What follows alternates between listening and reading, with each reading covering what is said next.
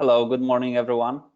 Welcome back to our new series of webinars. And this is our third event in the second series of webinars co-hosted by the Department of Buildings and ASHRAE New York City. We only have 1 hour today, so I'll be very brief. As our attendees are joining the room, I would like to just mention that we will be hosting these virtual webinars over the next few weeks, and the schedule is published on ashraeny.org, and we will be sharing the full schedule at the end of the webinar. The next webinar is planned for Tuesday next week, March 11th, and it will start at 11 a.m.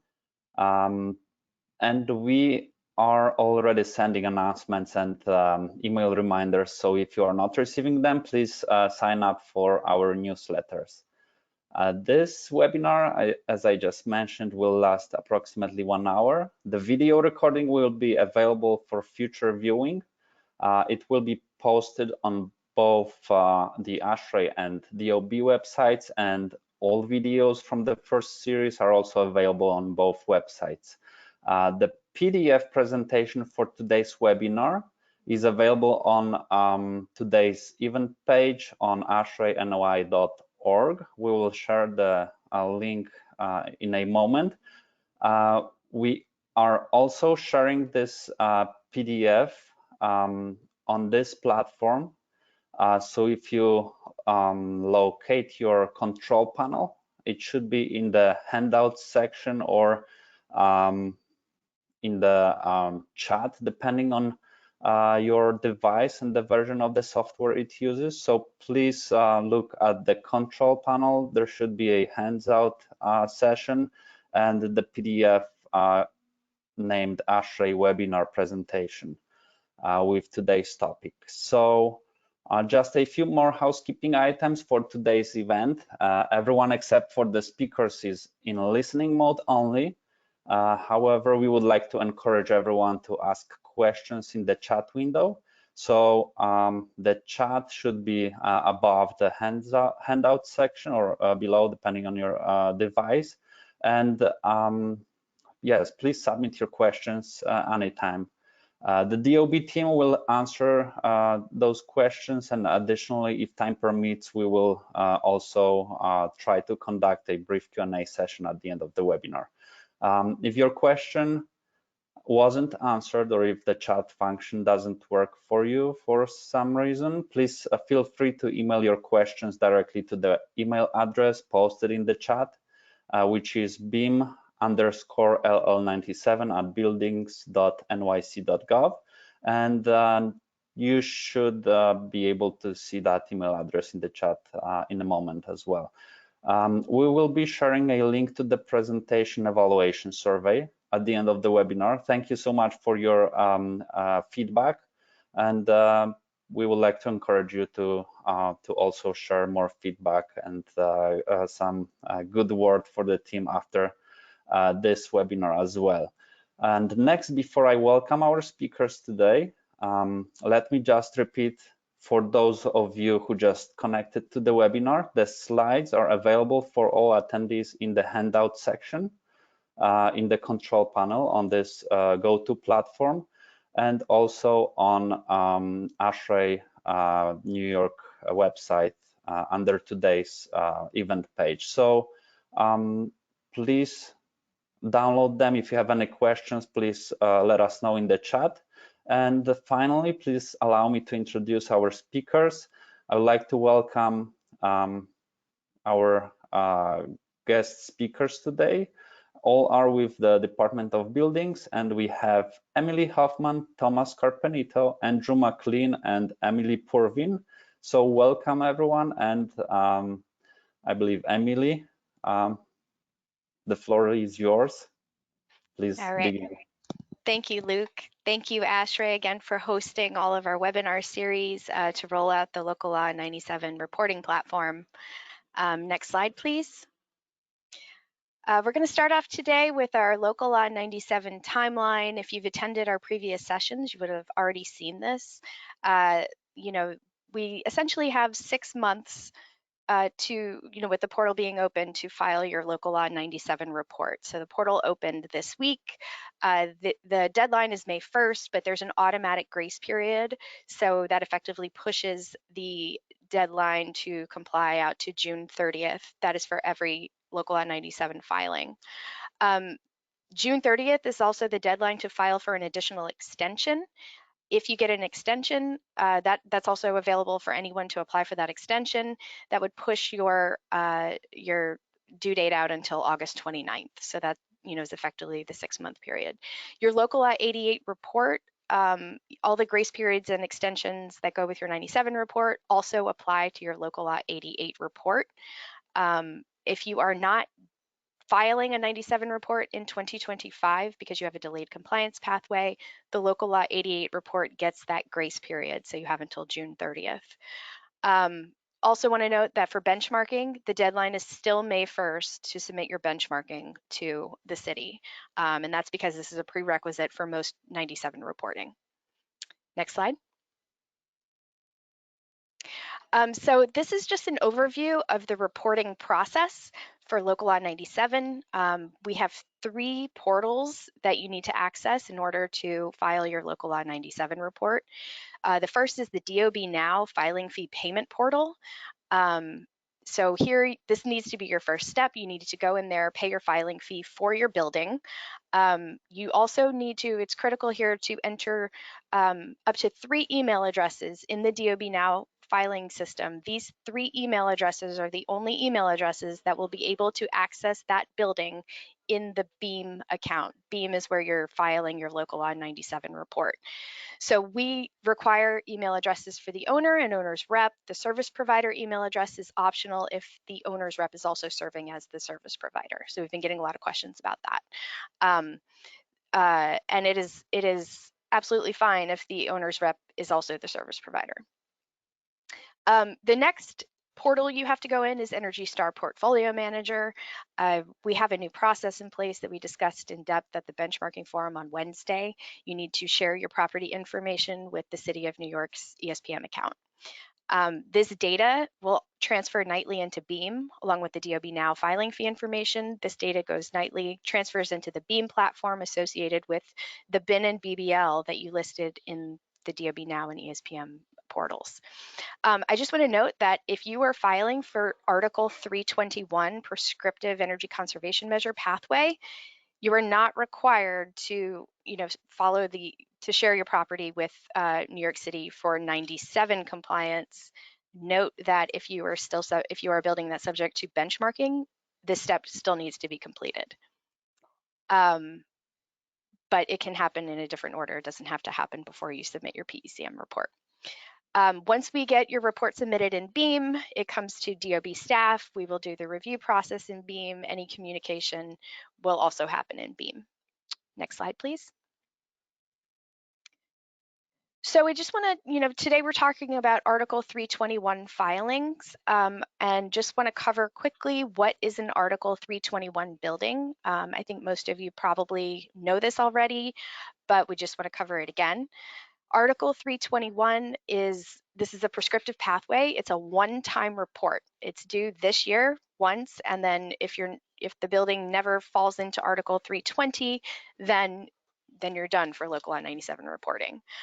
So this is a very specific type of either affordable housing buildings or houses of worship. Both are Article 321.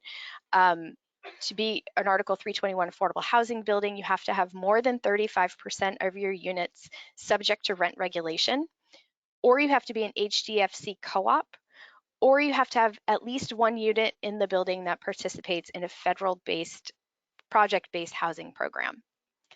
There are other types of affordable housing buildings that may not fall into the Article 321 category, but may fall into Article 320, what we call delayed compliance pathway. So there are 2 different delayed compliance pathway versions. If you look at the middle bucket here, this Article 320 pathway is for buildings that have they have rent regulated units. They don't meet that 35% threshold. So they're in between one rent regulated unit and no more than 35%. And they also don't qualify for any of the 2035 pathway buildings. So if you fall under that category, you don't file in 2025, you don't file in 2026, and you file the Article 320 pathway for the first time in 2027. So that's the first delayed compliance pathway. The second delayed compliance pathway we call the 2035 pathway. This is if a building is a Mitchell-Lama building where no units participate in the federal project-based housing program, or you have less than 35% regulated units, but at least one unit has some sort of income restriction through a loan, grant, real property tax benefits. There's a whole slew of options there. So look into the details if you think you fall under that pathway. If you are qualified for that pathway, then you're reporting for the first time for Local Law 97 in 2036. So again, today we're only talking about Article 321 one-time reporting. I do want to note though, if you fall under a delayed compliance pathway, this year if you're subject to Local Law 88 or Local Law 84 benchmarking, you are required to file that this year. Next slide, please. So houses of worship are also considered Article 321 buildings. We do have a specific definition for what is considered a house of worship. So that means the building has to have at least 50% or greater than 50% of the building is assembly space used for religious purposes. If you think your building is a house of worship building, you need to confirm with us floor area measurements certified by a registered design professional. We have been accepting these and reviewing these and classifying certain house of worships as house of worship following Article 321 pathway. And then I'm going to pass it over to Andrew McLean to talk further about CBL's changes. Thanks, Emily. Can you hear me? Yes. Great, thank you. Hi, everyone. So I'm going to talk about Article 321 disputes, which will be pretty similar to other types of compliance pathway disputes. Essentially, this is when somebody wants to show to us that their building should be subject to Article 321, but you could equally use it to show that it shouldn't be subject to Article 321. So next slide, please.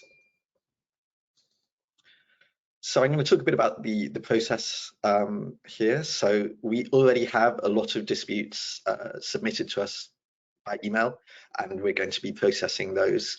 As of this week, new disputes should be submitted via Beam, and we'll talk a little bit more about the logistics of that in the next slide. But if you have already submitted a dispute with us, we will process it. And so you don't need to submit it through Beam. We'll handle it through the existing process. So what happens when we receive a dispute is we get the message and the documentation that has been supplied. If we need more documentation, we will respond asking for it. We then have a look at the documentation and the explanation of the dispute, and we'll share this with partner agencies who may hold more information or will be able to confirm things. This can take a while. Then once we've got everything back and we're able to make a determination, we'll decide which compliance pathway the building should follow. We'll confirm it with the person who submitted the dispute, and we'll update our own records of that. And then updated records for buildings will be reflected in future covered buildings lists. On the right, you can see the different documentation types that are needed to show that your building should be subject to Article 321. So it depends on the reason that your building should be Article 321. So if your building is over 35% rent regulated, you need to share an annual registration summary.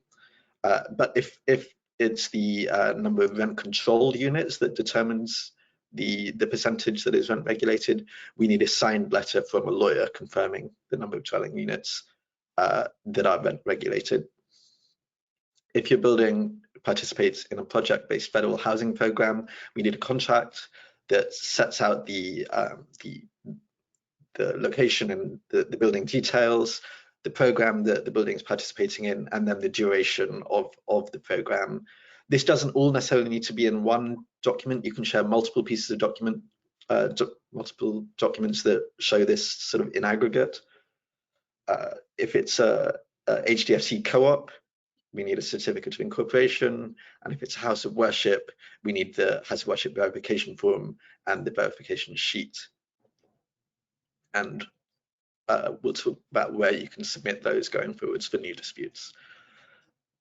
If you submit a dispute and it hasn't been resolved by the reporting deadline, which will try not to happen, but if it does happen, you need to just submit a report along the pathway that you think is correct, which of course would be in consultation with registered design professionals, commission agents and legal representatives, and that will be accepted by the BEAM platform.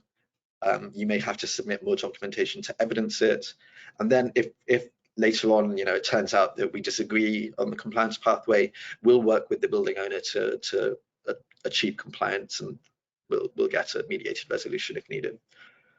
Next slide, please.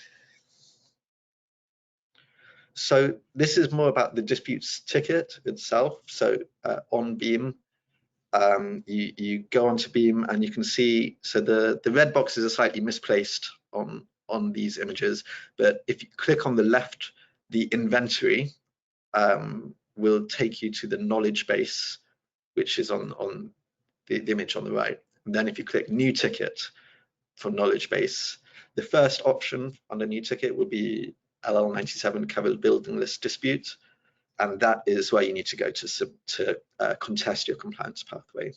You don't need a BEAM account, you don't need to prove DOB now payment. You can do this without any of those already. Next slide, please. So once you're on the ticket, it's set up to be navigable and to provide you the information that you need to submit the ticket you want. So you'll start off by submitting some building details. That will be the lot, the BBL for the building, the bin number, and the address. The address has to be the address on the CBL or on BIS. You can submit a dispute for multiple bins, but only if the documentation that you're going to share covers multiple bins at once. For example, you have a contract that refers to multiple buildings. You can submit a dispute that covers multiple bins, and there'll be a box where you can put in multiple bins. They have to be separated only by a semicolon, no spaces or commas. So once you've selected your building details, then you go to what is your dispute, and you need to select what type of dispute it is. In this case, you're updating your building's compliance pathway. So that's the second option, which you can see top right. And then you will want to select the compliance pathway that it should be on. That's the third option, Article 321 in this case. But you could use this to dispute a different, to say it should be on a different pathway as well.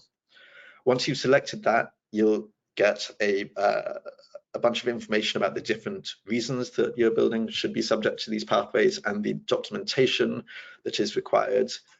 This documentation is the same that you can find in the CBL matrix. So you'll be able to upload documents as prompted, and you'll also be able to put in some additional data that will help us process this faster.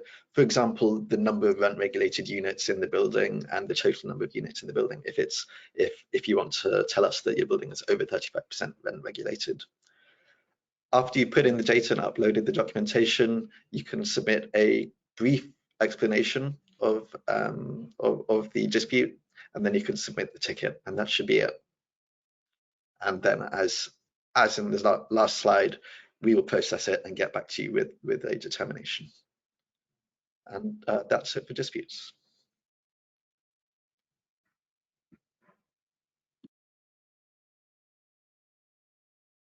All right, thank you, Andrew. All right, so we're gonna go and cover the DOB Now filing fee. So this is the filing fee that you'll need to submit your Article 321 compliance report. So some critical information. anyone is able to create a Beam account, but to have your CBL and your ESBM data link up and connect with that account, you're only able to do so if you create your Beam account using these 3 emails that you will provide in DOB Now. So the 3 emails are your owner, owner's representative, and service provider. All 3 must be added into your DOB Now filing fee. Now, also noting that once you complete your filing fee and you pay for it, and all those emails are uploaded to Beam, that is done on a nightly basis. So this will take some time. You will be unable to create that Article 321 compliance report and submit in one day because you won't have Beam won't have access to your filing fee payment and also won't know the emails that you submitted. So that's done on a nightly basis. Right, so to submit your filing fee, you're going to need an NYC ID. You could create one if you don't already have one, and you could use the DOB Now user guide to do so. So we'll have that linked in our presentation. Once you do create that NYC ID, you will log in to DOB Now. You'll be greeted with this dashboard here. You'll select DOB Now Safety, go to Energy, and then Local Law 97 and 88 filing fee payments.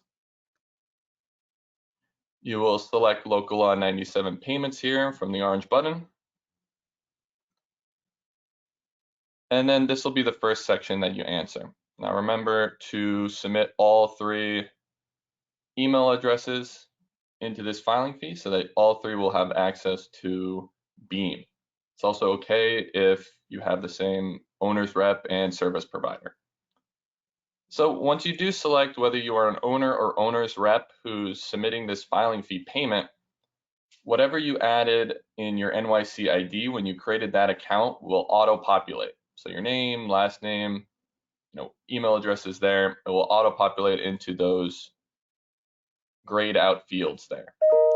So if you want to add your owner's rep, you could just go to the alternative tab, depending on who's submitting the filing fee. Also have the option to select your owner's type. This is very important for fee exempt users. So you could go into the owner's type and select whether you are a fee exempt user. The only difference is that when you go to the payment option, there will be none. You will just be able to submit after all your information is inputted. So once you add and complete your stakeholder section, you'll just select Article 321. You'll say, yes, I am submitting an Article 321 compliance report, and you'll input your report year, 2024. Right, so we will be covering your how to submit for an energy compliant building for Article 321, and as well the PECM measures report. Both have the same filing fee, so you'll just select compliance report here. We'll also be completing the other options here on Friday, our next week's webinar.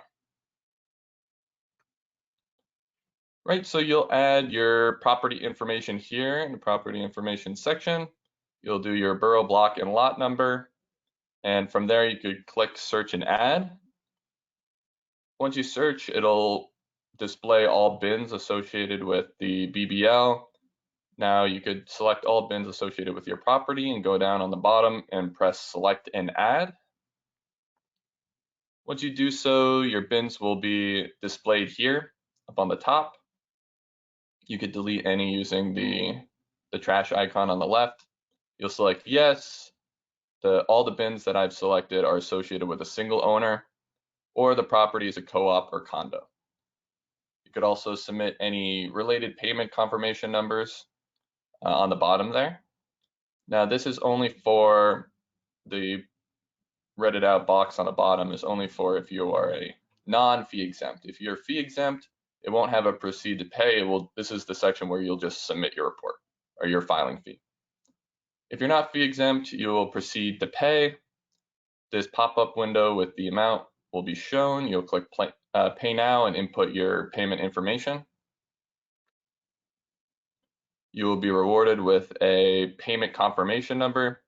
This is a very important number because this is the one that you'll be uploading and submitting with your BEAM report. So you'll be unable to submit your BEAM report without this number that is uploaded on a nightly basis. Also, all other payment information will be displayed in the dashboard that we started at, and your payment confirmation number will also be stored there. All right, so we have a BEAM demo with Emily Porvin.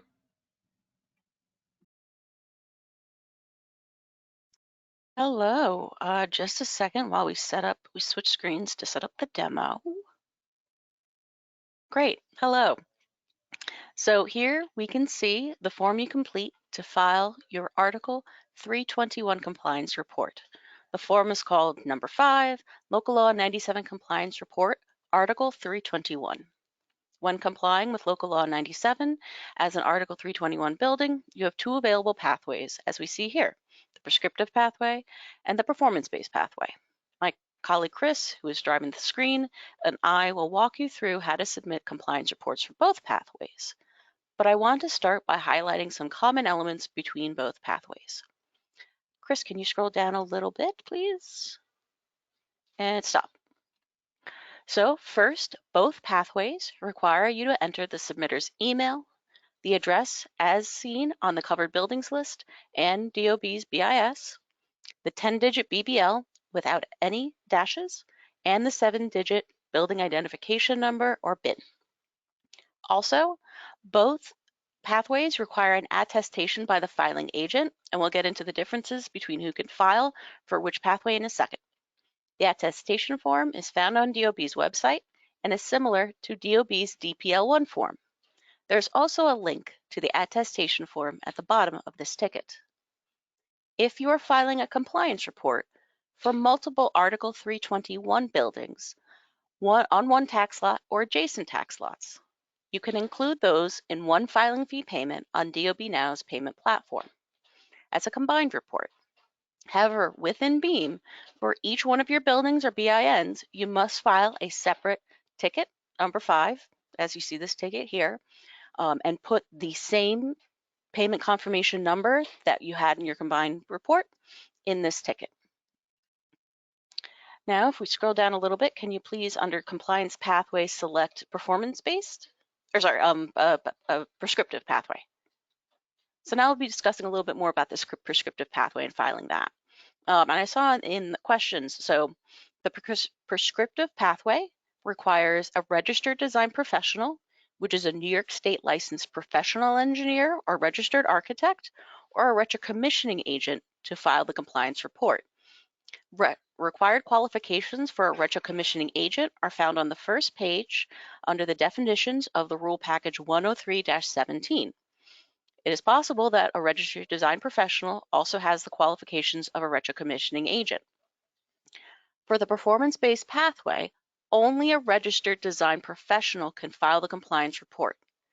Retro commissioning agents can only file compliance reports for the prescriptive pathway, and they cannot file for the performance-based pathway for Article 321 buildings. While the due date for the prescriptive energy measures being installed and verified was December 31st, 2024, DOB will accept any prescriptive energy measures installed and verified by the time you submit the report. Now, for the prescriptive pathway, there are 13 prescriptive energy measures, or PECMs, that the registered design professional or retro commissioning agent must attest to. 4 of these PECMs require a registered design professional or retro commissioning agent upload the corresponding PECM template, which you can upload here, and you can see a link to the template down below. The Article 321 guide also will have more information on filing.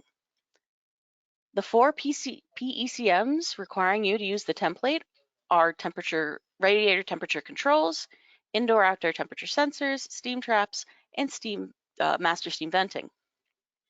DOB gave a webinar last year explaining the PECMs and the templates, and a link to that presentation should be popping up in the chat that you can refer to for more information And just a note, the templates have been slightly updated since that webinar last year, so they might appear slightly different, but the content is exactly the same.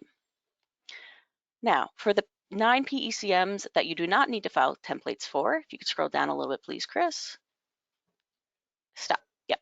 You see these are the 9 PECMs, and if you can click on one of those boxes, please, and hold there. Yeah, perfect. So for these 9 PECMs, you do not need to file a template for them, but you do need to indicate whether, as you see in this dropdown, the PECM is in compliance, not in compliance, or not applicable to your building. If the PECM is not in compliance, you can then pursue penalty mitigation for the PECM by filling out a separate ticket called number 9, Local Law 97 Penalty Mitigation, Article 321, to pursue penalty mitigation. Next Friday's webinar will cover penalty mitigation and this ticket specifically, so please sign up for that webinar once it's available for registration. So also a couple questions about this in the chat. Connecting, and Emily Hoffman had also mentioned this, connecting your building's energy consumption data from Energy Star Portfolio Manager to Beam is not a prerequisite for pursuing the Article 321 prescriptive pathway. However, if your building is required to benchmark to comply with Local Law 84, you will be required to connect your building's energy consumption from Energy Star Portfolio Manager to Beam to show compliance with Local Law 84. Please check the Local Law 84 covered building list if you are in an Article 321 building to see if you're required to benchmark your building's energy consumption. Performance-based compliance reports show that the Article 321's building emissions from 2024 do not exceed that building's 2030 limit. Energy Star Portfolio Manager is required, and just a note, for Article 321 buildings within the Beam platform, your building's calendar year 2024 energy consumption is multiplied by the 2030 emission coefficients to calculate your emissions to compare to your 2030 limit. After you connect Energy Star Portfolio Manager, you can look up your 2030 emissions limit under the GHG Limit 2030 header within the building's information in Beam, which you can look up via the inventory screen. For the performance-based pathway, I want to reiterate that only registered design professionals are allowed to file Article 321 compliance reports. For the prescriptive pathway, both registered design professionals and retro-commissioning agents are allowed to file Article 321 compliance reports. For the compliance, so let's go back actually, Chris, scroll up please. So let's actually go through what it looks like on here to do file performance-based. So under compliance pathway, please click performance. Perfect.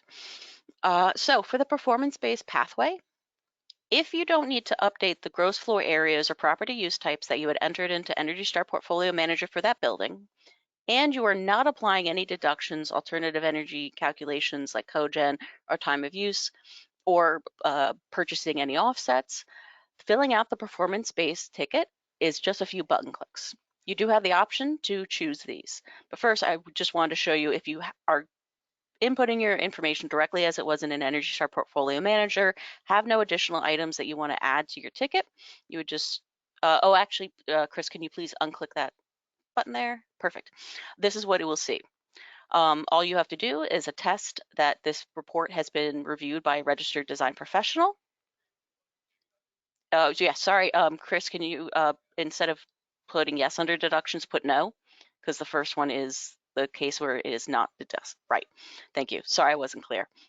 So this is one where you are just taking what was put into Energy Star Portfolio Manager. You are not augmenting the gross floor areas nor the property use types, and you are not applying any deductions, alternative calculations, or offsets. All you have to do is attest that this report has been reviewed by a design professional by clicking the box there on the bottom. Scroll down, yep, there. Entering the license number of the registered design professional. Again, that is a New York State licensed professional engineer or registered architect, and uploading the completed attestation form, which you can see a link to the attestation form underneath the choose file. So now we'll go into if you have a more complex situation under the performance-based pathway. So first, we're going to investigate if you have to update your gross floor areas or property use types from Energy Star Portfolio Manager. So Chris, can you please click, do you wish to modify the GFA and property type? Perfect, thank you. If you need to change the gross floor areas and or the property types to provide greater granularity for local law 97 compliance than those that you had entered into Energy Star Portfolio Manager for your Article 321 building, you will need to include all property types from Energy Star Portfolio Manager, even if you are not updating that property type's gross floor area values. That is, even if you are not changing the gross floor area associated with a particular property type that you would input in the SPM, you still need to input that gross floor area again within BEAM with the same values that you would put into Energy Star Portfolio Manager. Now, to complete this form, first you will put in the total gross floor area on top, and then you have the top 10 most popular gross property use types listed here, and you would input it there. Now, please scroll down, Chris. If the property use type that you would like to input is not one of these top 10, you would go down to would you like to add any additional property use types? Hit yes, and then additional property use types will populate below. All right, so let's scroll back up, please. Scroll back up a little bit more. Right, and so instead of under the deductions and alternatives, can you hit yes, please, Chris? Thank you. Now, if you, let's move on to applying deductions and alternative emission calculations, like cogeneration or time of use. If you plan on applying deductions and or alternative energy emission calculations, you will see this text popping up informing you that you have to complete a separate additional ticket called Number 6, Local Law 97 Deductions and Alternatives to Calculating Annual Building Emissions, Article 320 and Article 321. Now, this is in addition to this ticket, which is number 5, Local Law 97 Compliance Report, Article 321. We will be discussing this additional ticket, number 6, and deductions and alternatives emission calculations next Tuesday. So please click the link, register for the presentation, and attend or review the recording afterwards to learn more about how to update or apply deductions and alternatives to calculating emission coefficients next Tuesday. We will also be discussing, and if you can unclick that check mark, please, real quick, you see you do have the option to purchase offsets. Now, we'll be discussing the process for purchasing offsets and registering that within BEAM for Article 321 buildings towards the end of this month. So please stay tuned for future announcements. And lastly, please note that for Article 321 buildings only, you may pay a simple fee if you are applying deductions and or alternative emission calculations. If you are an Article 320 building, you will have to file a complex fee report or pay a fee for a complex report, in contrast with Article 321 buildings, which can pay the simple fee and still apply deductions and or alternative emission calculations. And this concludes the demo.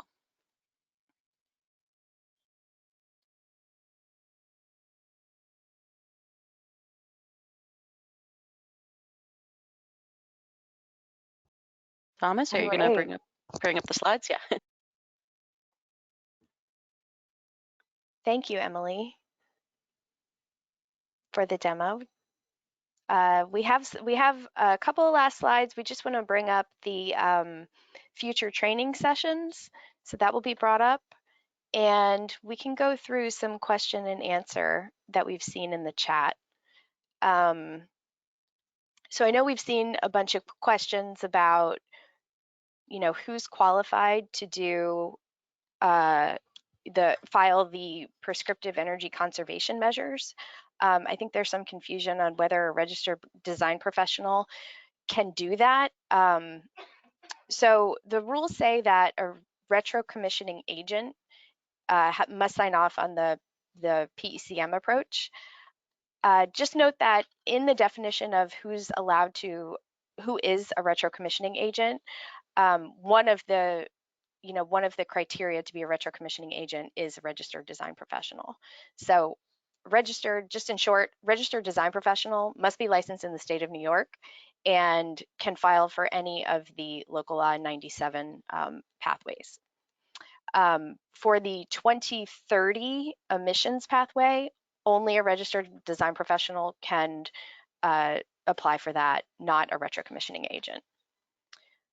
Let's see if, I think we're having some technical difficulties here. Chris, could you bring up the slides? There we go. Thank you. Okay, we just want to cover our future webinar schedule here. So we've had 2 webinars already. This is our 3rd. We talked, in depth, the 2-hour presentation of the Local Law 97 reporting process. We have the video and the slides up on the screen. Sorry, on our website, on DOB's website. We also have we had the benchmarking forum on Wednesday. I know we have that link available. A lot of people were asking about that link in the chat. So we'll see if we can post that link in the chat and hopefully get that up on our website today. We covered this today. There were a lot of questions in the chat on campus reporting and how to, if you have multiple buildings on a lot or you're sharing systems with another building owner, what do you do? So we're going to be covering that on the March 11th webinar date. So on March 11th, I think the March 11th one, this is going to be a 2-hour webinar. We're going to cover filing for Article 320 and applying deductions and alternatives to both 320 and the 321-2030 pathway. So we were seeing some questions in the chat.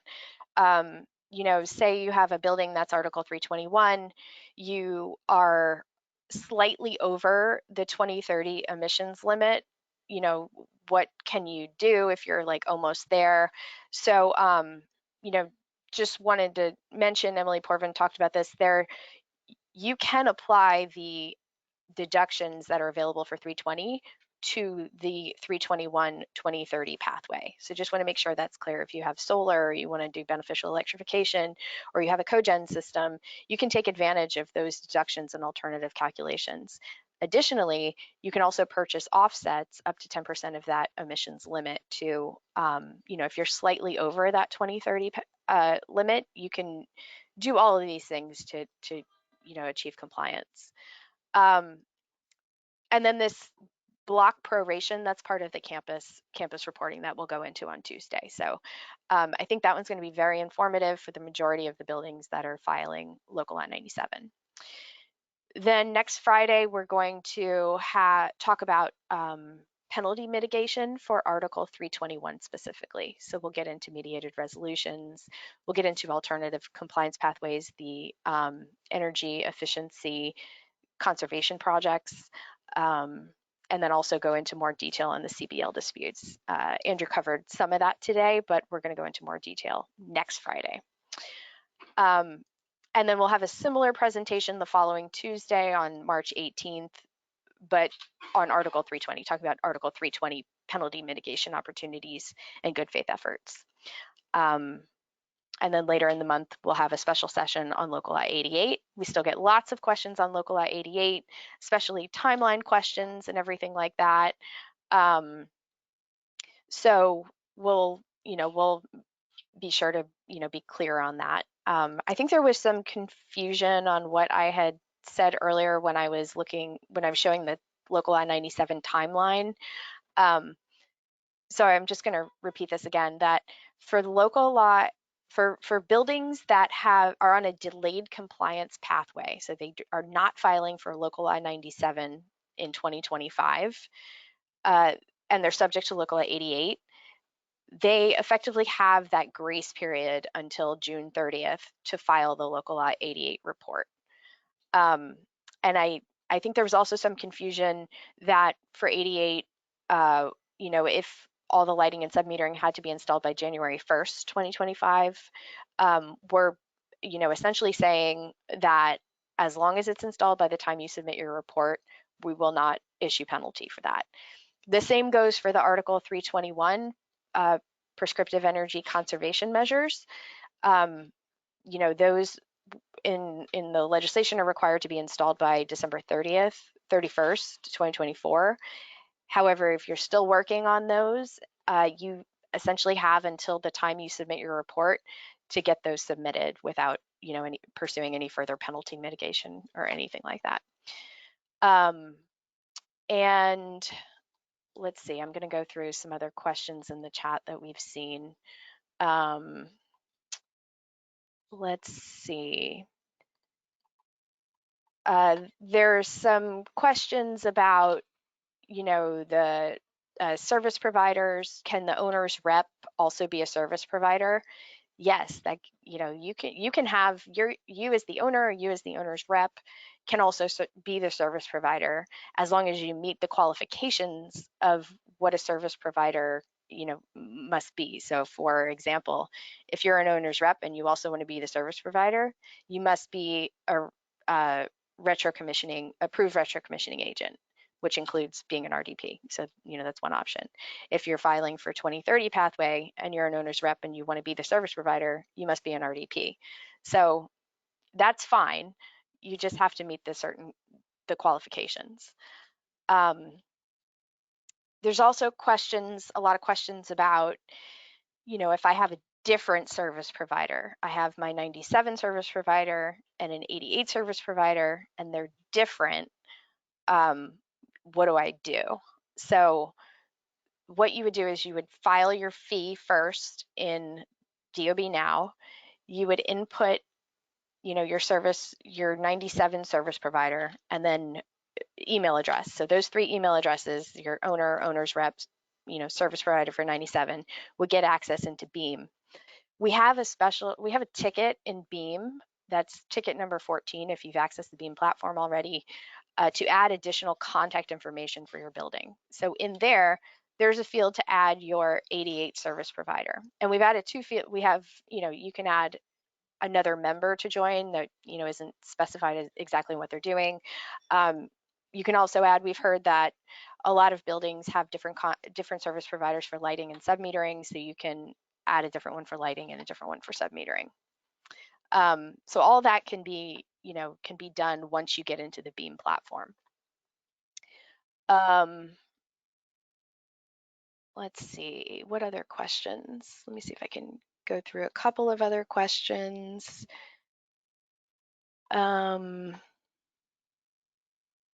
Right, there was still questions on, you know, can the PECMs be filed in local law 97 without submitting your ESPM data, even if you're subject to benchmarking? So yes, those two are not mutually exclusive. So you can pay if you're subject to benchmarking and you're filing for 97 PECMs, you can pay your filing fee in DOB Now for the PECM approach, go into Beam and file your 321 report. You don't have to wait to submit your ESPM data for 84. Note that you still will be required to do that.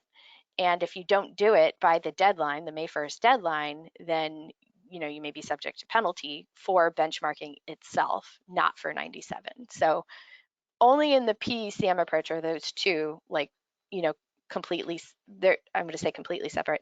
They're separate from the reporting process, but in Beam itself, they will be, you know, you will see for that particular building, you'll see all the data come in from ESPM into Beam. So I hope that's clear.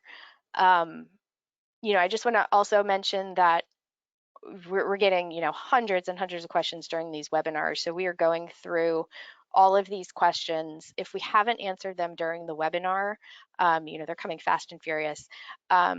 We are taking them back and we're, you know, distilling a bunch of them, and we will be answering these and posting these as FAQs, you know, within the Beam knowledge base, so that it's, you know, the process is clear, and any you know, questions about what we've been presenting and, you know, the process and things like that are straightforward. So just know that we're actively working on that. We want to hear your questions. You know, we want you to contact us. We want to make sure this process is clear, and we want to, you know, make it as smooth as it could possibly be, you know, given all of this is new to everyone. You'll see up on the screen, we have a new email address. It's beam_localaw97@buildings.nyc.gov. This email address is also connected to the Beam system. So if you go in the Beam system and you submit, you know, if you have an email inquiry to us, you know, that will come in there as well. So let's see if I have a couple of more questions that I could answer before we I